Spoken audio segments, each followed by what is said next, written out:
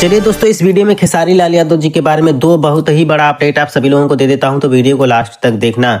अगर आप सभी लोग खेसारी लाल यादव जी के कट्टर फैन हैं तो हमारे इस चैनल भोजपुरी मिसाइल को सब्सक्राइब जरूर कीजिएगा। दोस्तों, आप सभी को पता होगा कि चुनाव हार के बाद खेसारी लाल यादव जी अपने एक नई फिल्म का शूटिंग स्टार्ट करने वाले हैं बहुत जल्द। 4-5 दिन में इस फिल्म का शूटिंग स्टार्ट हो जाएगा। तो मैं जैसे ही फिल्म का शूटिंग स्टार्ट होता है मैं आप सभी लोगों को अपने चैनल के माध्यम से बता दूंगा। लेकिन दोस्तों, अभी तक तो कोई फोटो वायरल नहीं हो रहा है, नहीं कोई नाम बताया जा रहा है कि खेसारी लाल यादव जी के फिल्म का ये नाम है। लेकिन जैसे पता चलेगा मैं आप सभी लोगों को अपने चैनल के माध्यम से जरूर बताऊंगा।